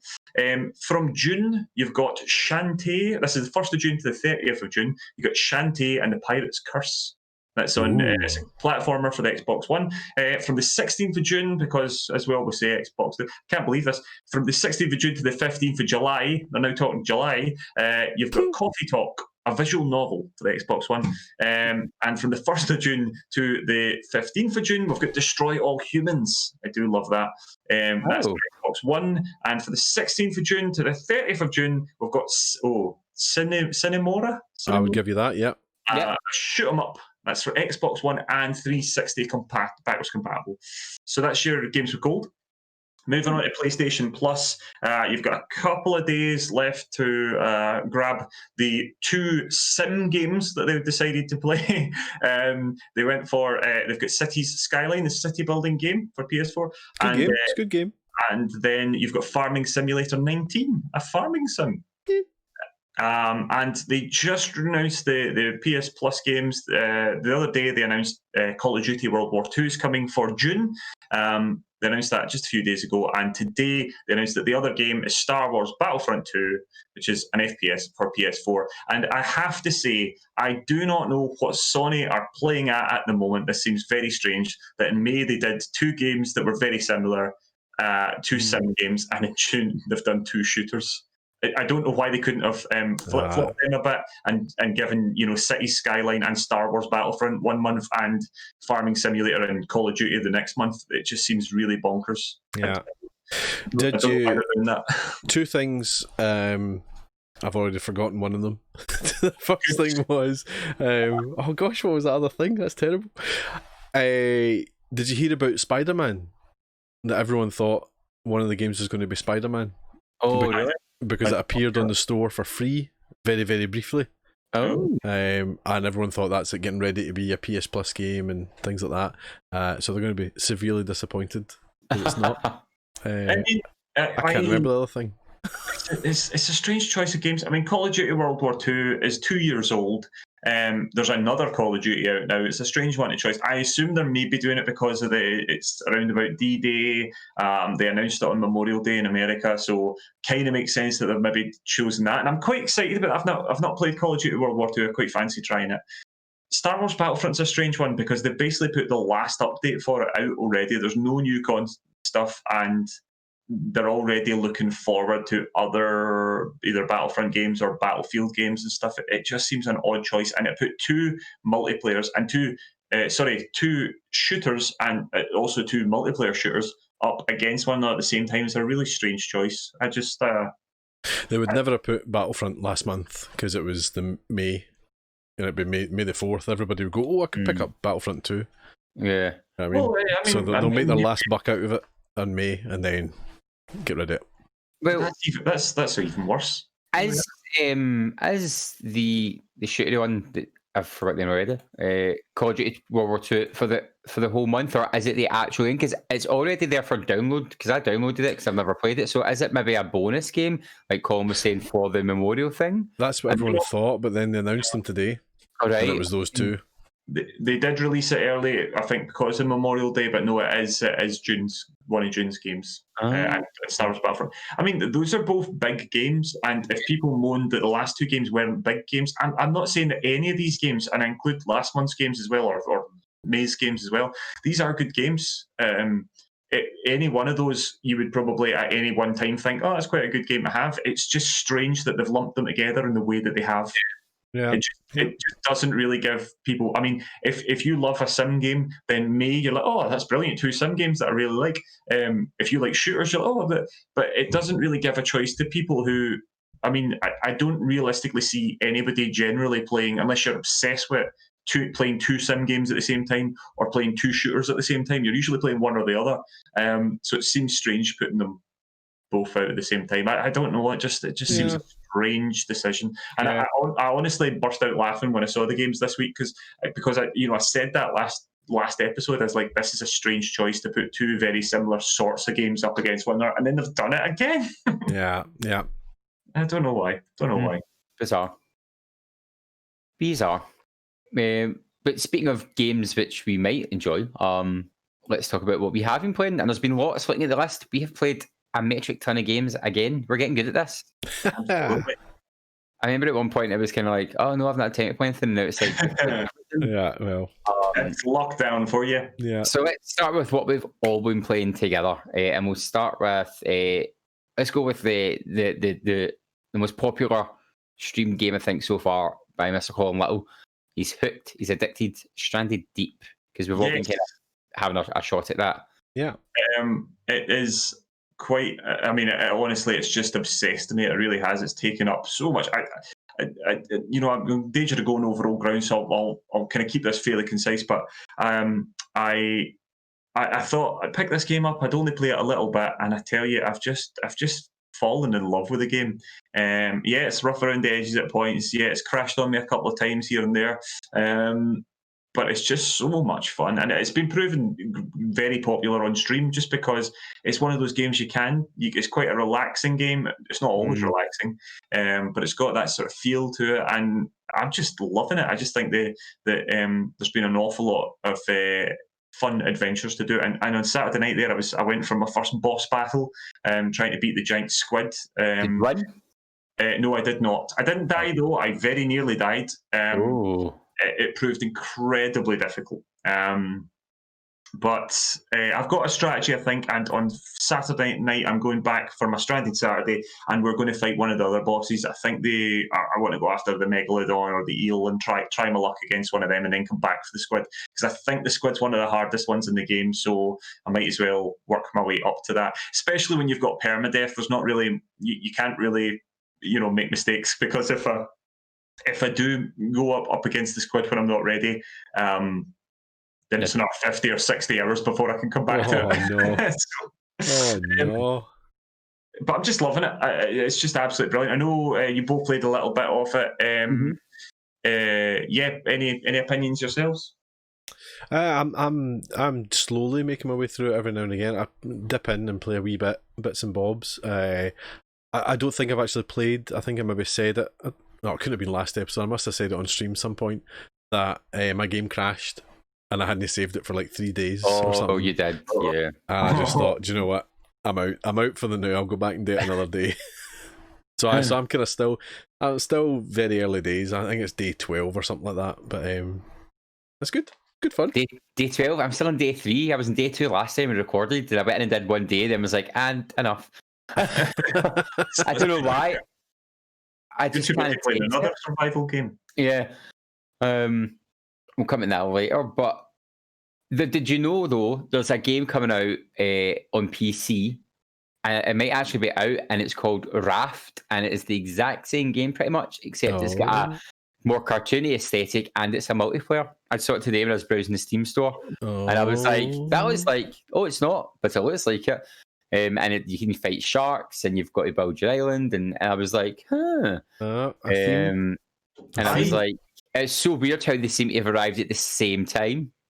I don't know how I would feel about. I mean, I think I would quite like the idea of playing a sort of a co-op Stranded Deep. I think it would be great fun, but I think it would lose some of what makes Stranded Deep what it is. It is supposed to be Castaway, the game. You are supposed to be stranded on your own. I think it would become a different type of game if you could play with friends. But what I would love is if you could do a little multiplayer mode where you were there building with friends as well, and it could have the two different modes.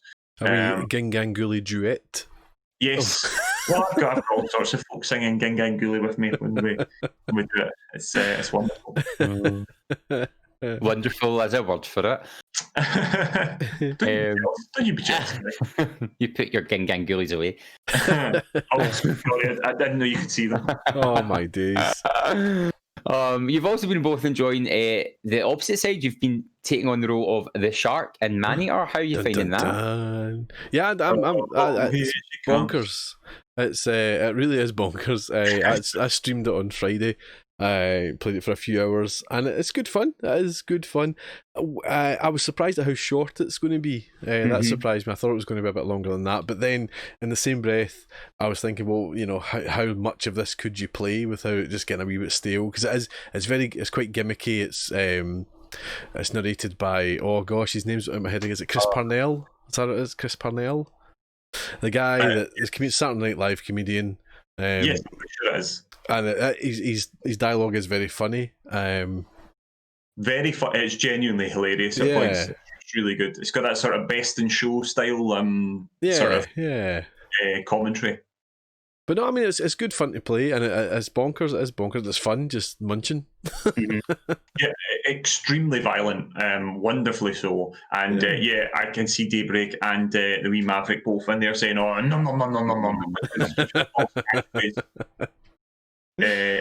I played some more of it the other night, and I've got a bit further. I'm now an adult shark in it, and I've got various other upgrades and all that sort of stuff. And it is quite something when you do sort of suddenly be able to turn the tables on alligators and things, the things you've been running from. It's that sort of RPG thing where you're like, oh, I'm leveled up enough now. Now it's revenge time. And it's got such fun. And this sort of madness stuff where you're bouncing about out of the water. It's so funny, the idea of a gigantic shark bouncing out of the water and munching folk and then like flopping back into the sea. Nom, nom, nom, nom, nom, nom, nom. Now, here's a question for both of you. Would you say it's worth the £35 price tag for anyone who's interested in the game?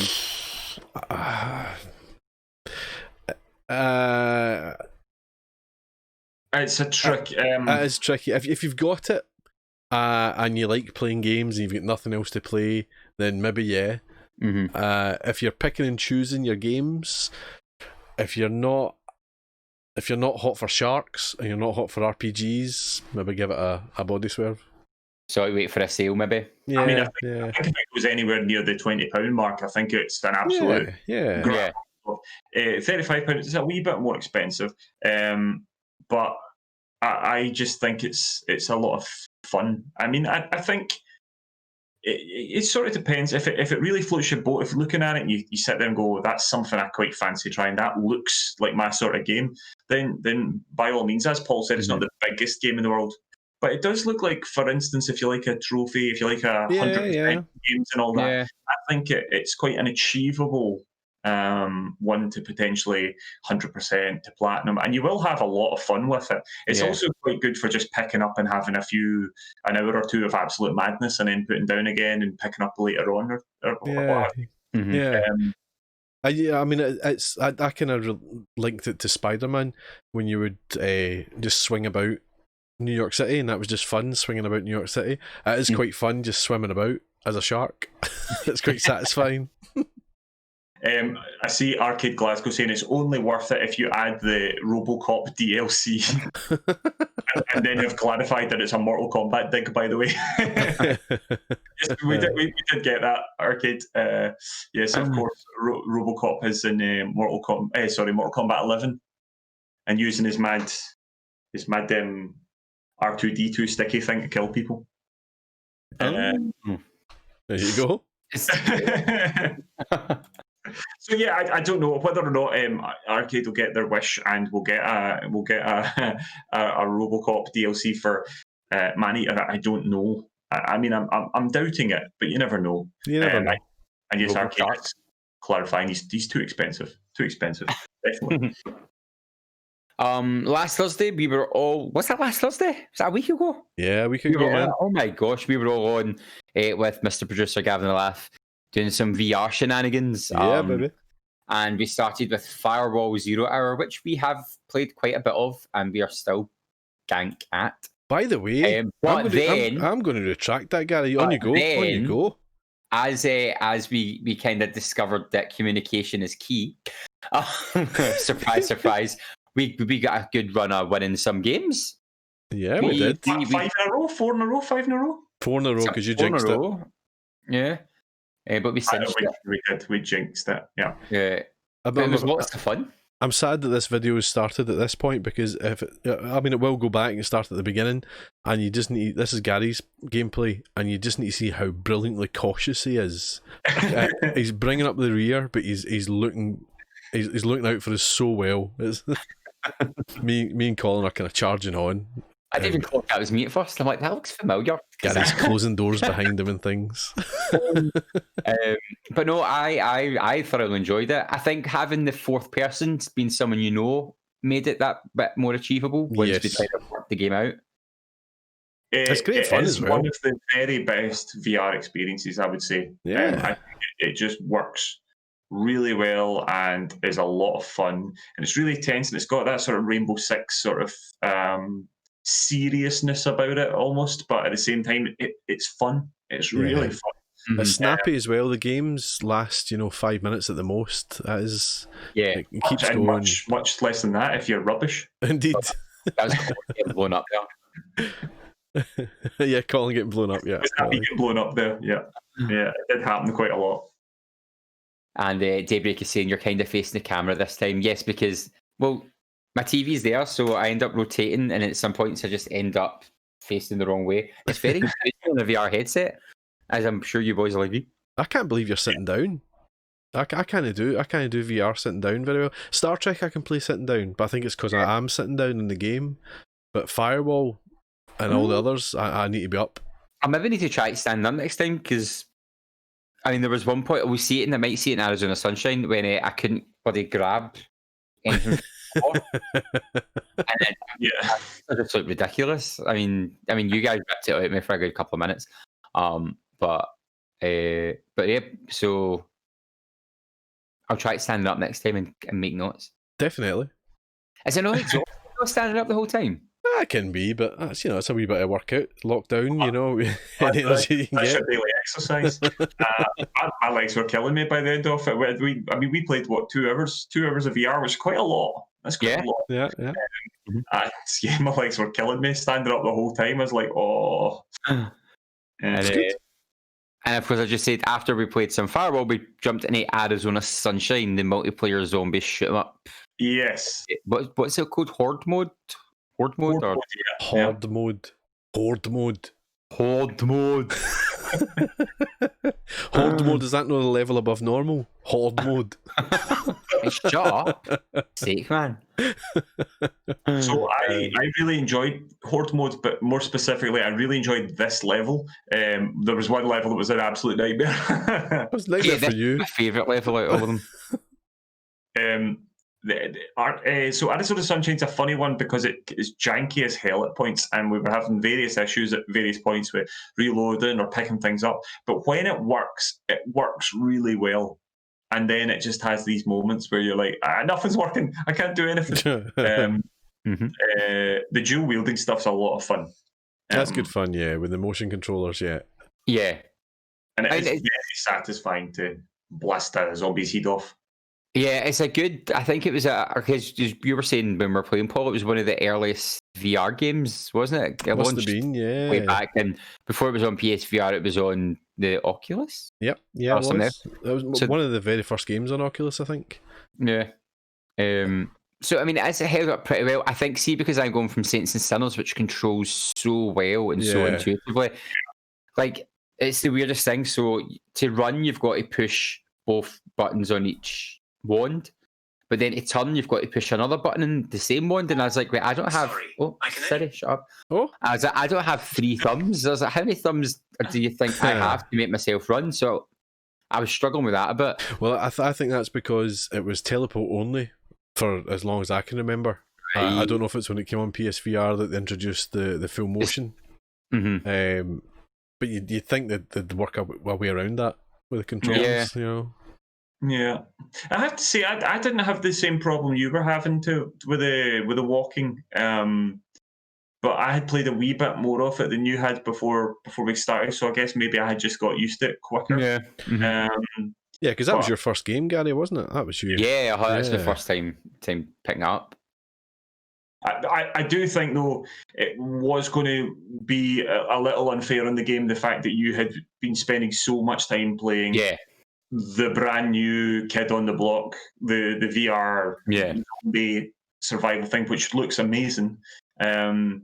So it was always going to struggle a wee bit considering the age of this game and all that sort of stuff. But we picked this up for what, like a tenner all in with the DLC. Yeah. So I definitely think it was worth it. It was a good laugh.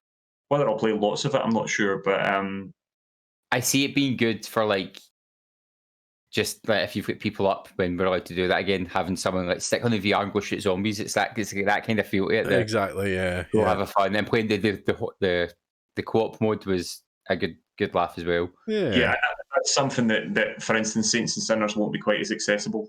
Yeah. You can just jump in and play a couple of minutes of Saints and Sinners. They'll be like, what? Right. Whereas with this, it's just stand here and shoot zombies. Yeah, pretty much. So yeah, I thought it was good fun. Yeah, good fun. Colin, tell us what else you've been playing in the past couple of weeks.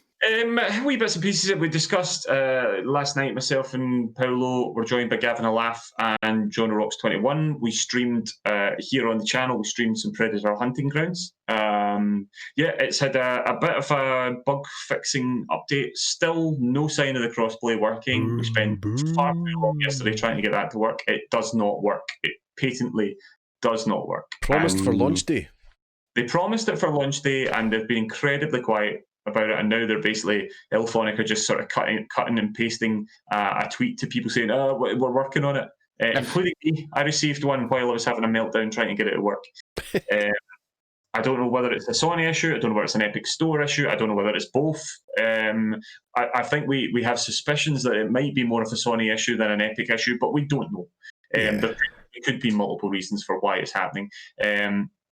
It's a strange one, though. I don't understand how it's so difficult to get it right. The problem, because we did play against PC players, so actually the mechanics of the cross-play is working.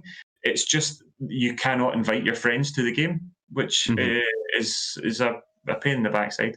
But yeah, it's still a lot of fun. It's good fun, yeah. It's had a bit of a visual overhaul. I think not a massive one, but it is looking a wee bit crisper. I think they changed the anti-aliasing, so it looks a wee bit smoother.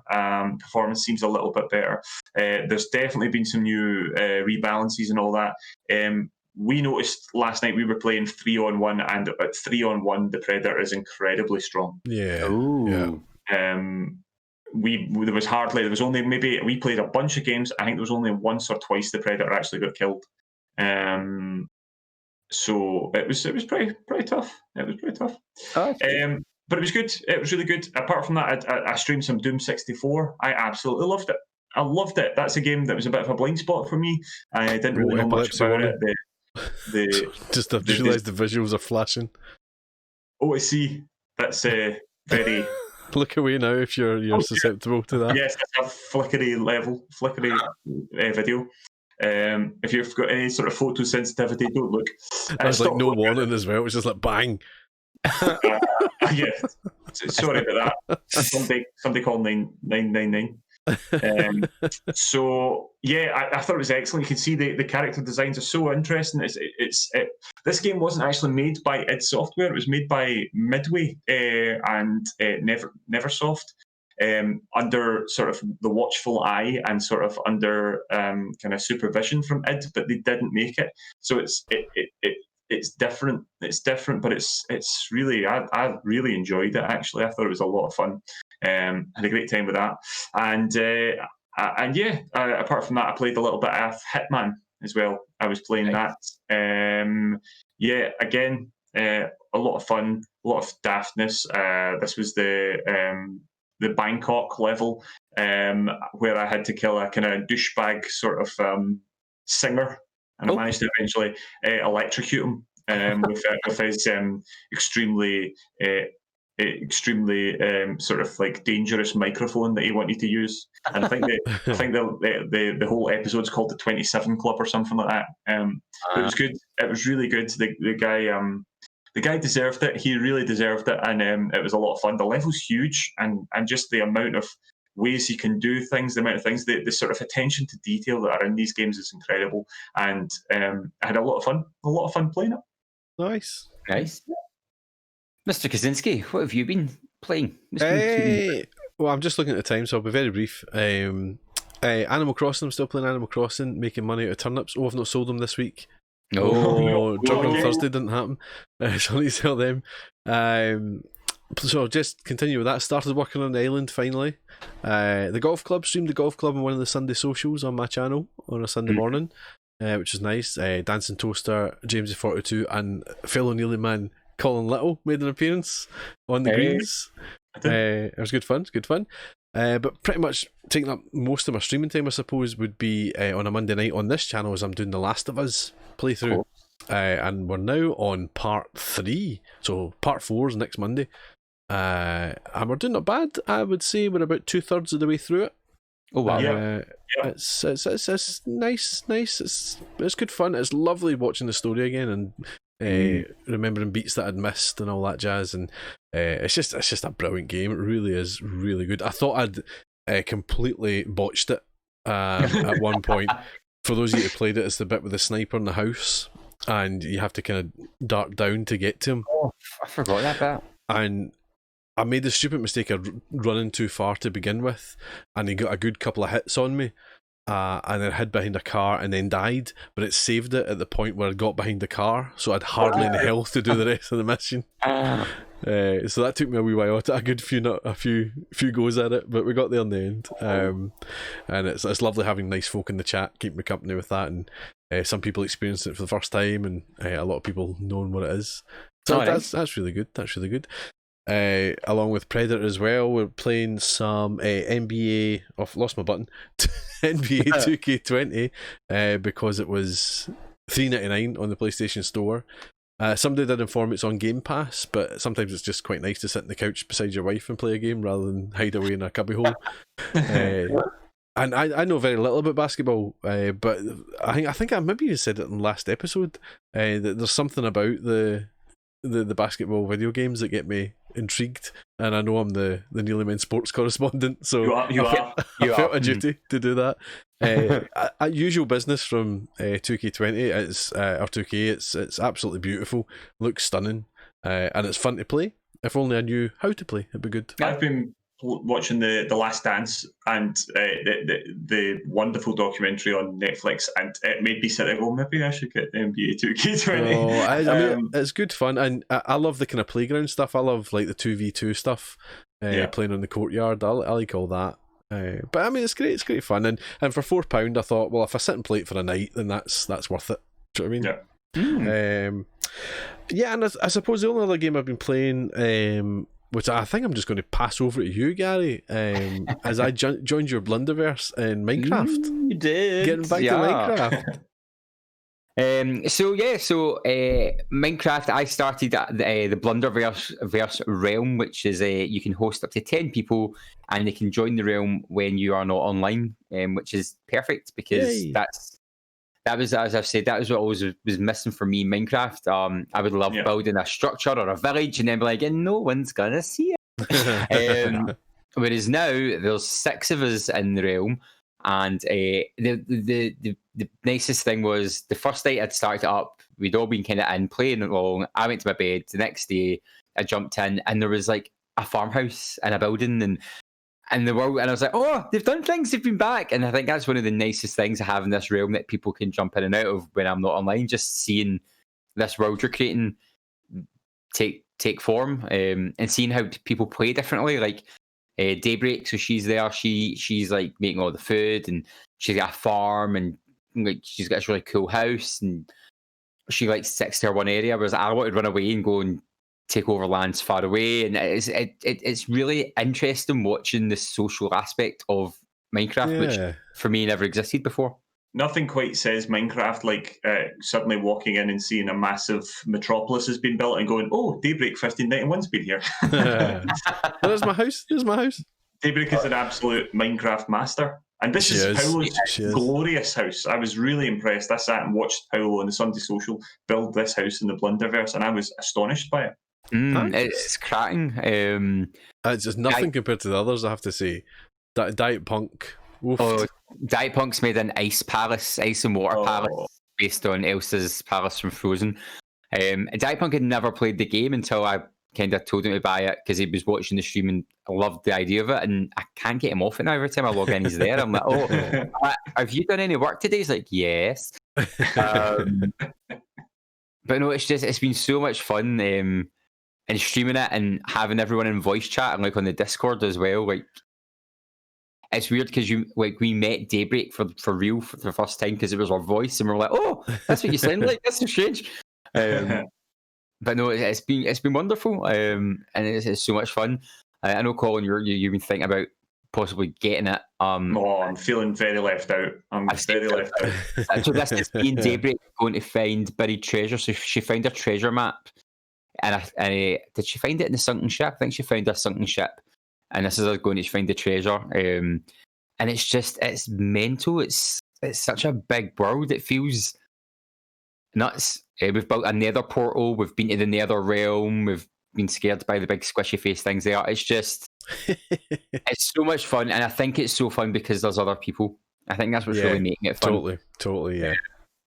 It is a great game. It's an absolutely great game. I see Diet Punk saying he's absolutely fallen in love with the game. Yeah. And it's dead easy to stream. Like, you can just stick it on and have a chill stream like you were doing on the Sunday Social, Paul. Like, it's something you can chat along with and not... Wee project. Feel rushed, and then you get bored, you go find somewhere new to make a new project. But no, it's been great, and I'll probably go in after the podcast. Oh my! Wait, back to Blunderverse. I've been playing a few different types of games as well. I went back and I finished Assassin's Creed Origins.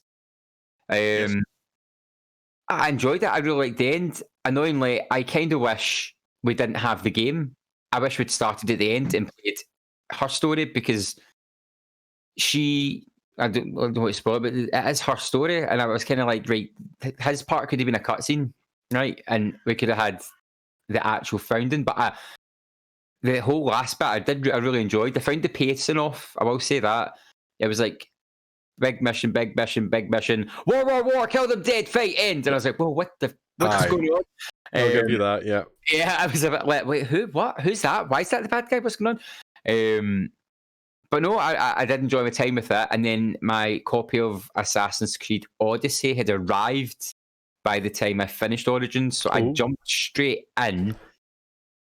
And I much prefer an Odyssey to Origins.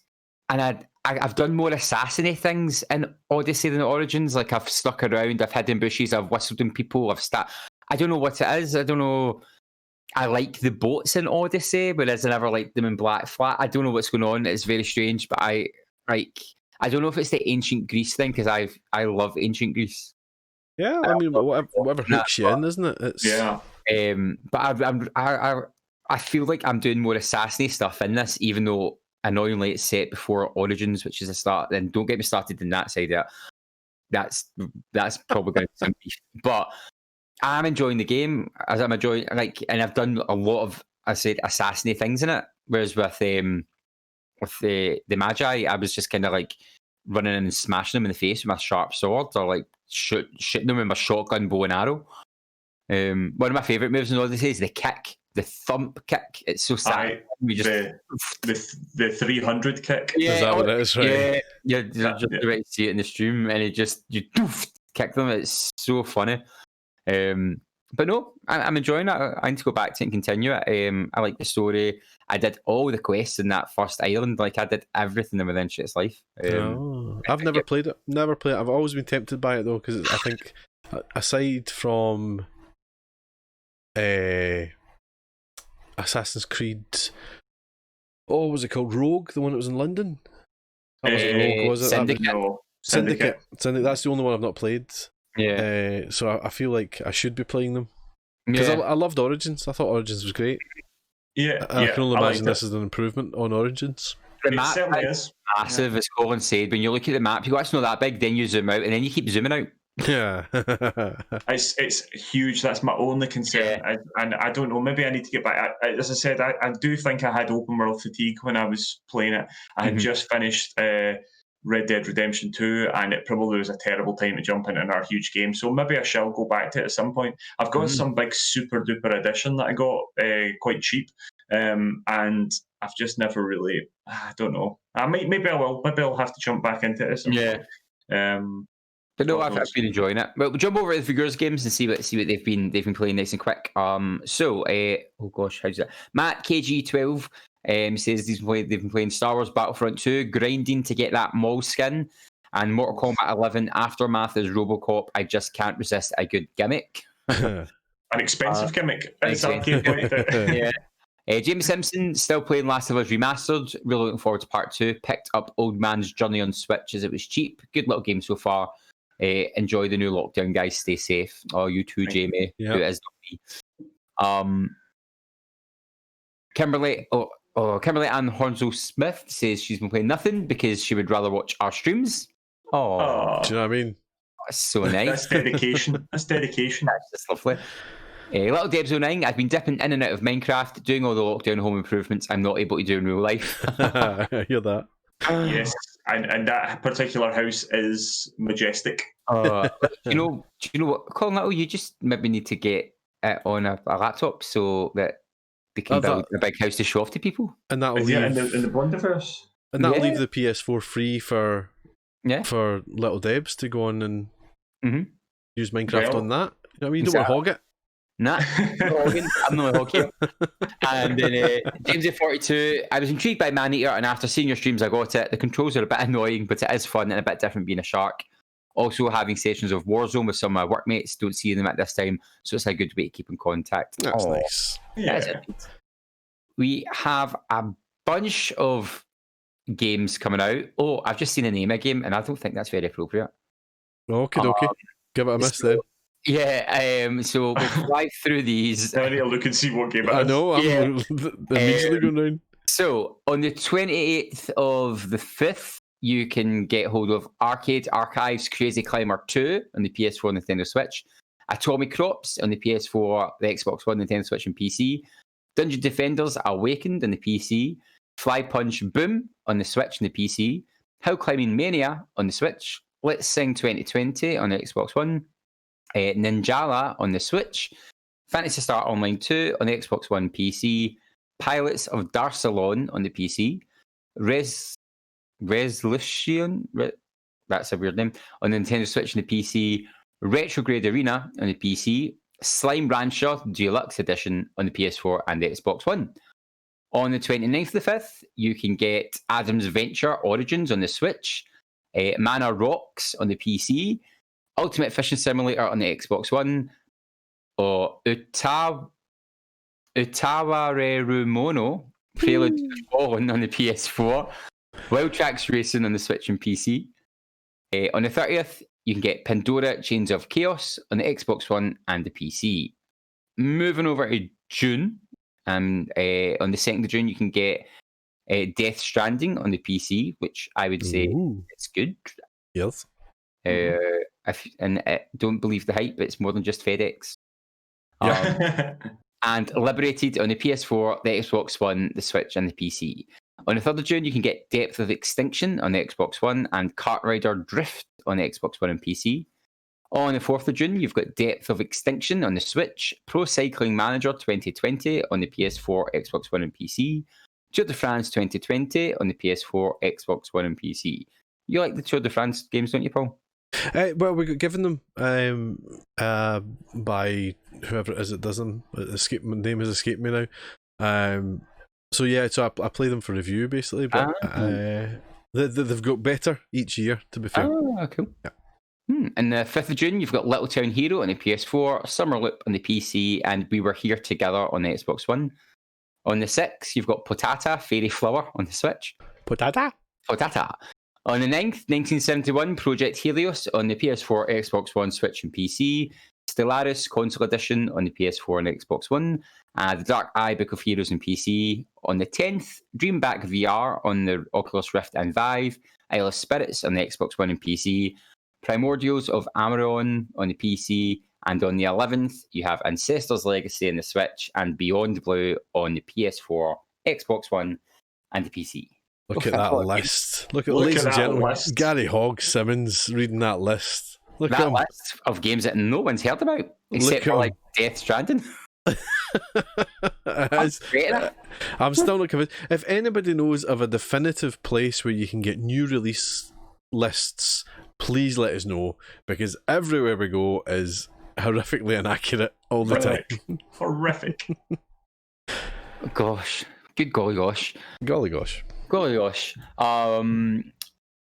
Questions from chat. There was only one that jumped out to me, if anyone picked them up. But when we were talking about the freebie games for PS Plus, the wee Maverick said, isn't there something a little tasteless about releasing a war sim on what I presume is a day that commemorates the horror of war? Fair point. Yeah, absolutely. Fair point. The sort of argument always comes up with any sort of these games, that whenever you base a war on a game on a real life conflict, it's going to have that sort of thing. I thought it was a strange choice, I must say, putting it out during D-Day.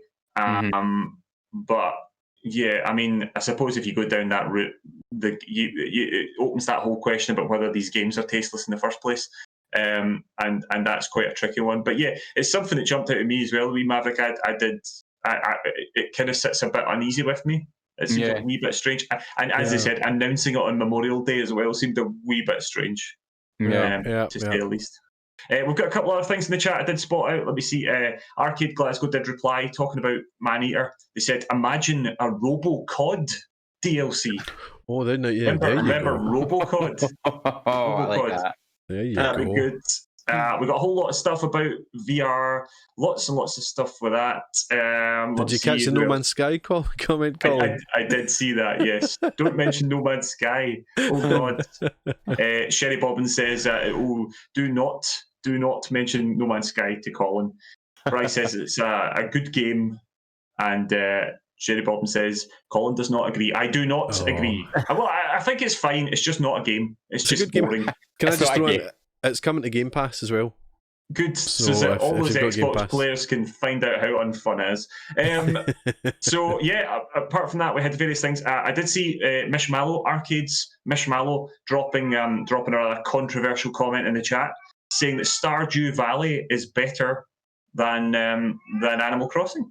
Ooh. And she says that she says it's way better, and it also has less turnip politics. I'm there for the turnip politics. That's the only reason I play it. I would say Stardew Valley is good fun. I like Stardew Valley, but try to progress and it takes forever. Yeah. I'm going to have to just close this door because my cat is insisting on being on the podcast. He's driving up the wall.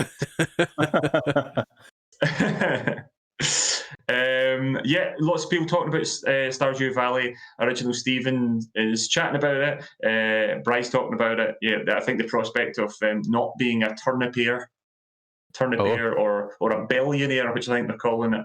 Billionaire. A billionaire. Oh, no. But, Stardew Valley turned the winds against us. It's Mishmallow that's turned the winds against us. That's what's happened. Mishmallow's some sort of agitator in the chat. But we do love it when you guys get in touch. And if you want to get in touch, there's lots of ways you can do it. And this is how. We'd love to hear from you. Find us on Facebook as The Nearly Men, Twitter and Instagram, where we are at Nearly Men, or email info@thenearlymen.com. Yep. So thank you all for listening. That has been a super duper long podcast episode. I thought it was going to be like really short because there wasn't a lot to talk about, and it turns out there was. I know, We need to stop playing so many games. I know we do. We need to stop Absolutely. talking. We have to stop talking. Before we wrap up for tonight, we have to give a big shout out again to our producers who have supported us. So that's Nat Pacino, Gavin O'La, Wonderboy87, Brother Jacob, Brian 228, Hogg-Simmons, Colin M, Shane Bobbins 09, Jabrias, Jocelyn 1978, Joe Rock 21, Diet Punk, and Joe Rob 2013. You guys are a right pain in the backside, you know that? Say anything that I was calling. I was calling Little's fault. I was calling Little's fault. I can't even look at the video to see who's doing it. And then he's got a close up of me as that. I for once I was the innocent party. But thank you all so much for your support. Thanks for listening live, or thanks for listening through all the different mediums you can hear us. The next episode you can catch live here on Twitch. www. How many W's is that? How many W's is that? Twitch.tv/The Nearly Men at 8 p.m. on the 11th of June. But for now, say goodbye, Colin Little. Goodbye, Colin Little. Say goodbye, Paul Kaczynski. Goodbye. Thank you. And it's goodbye for me. Goodbye, folks. Thanks. Bye-bye, Stay safe. everybody. Bye.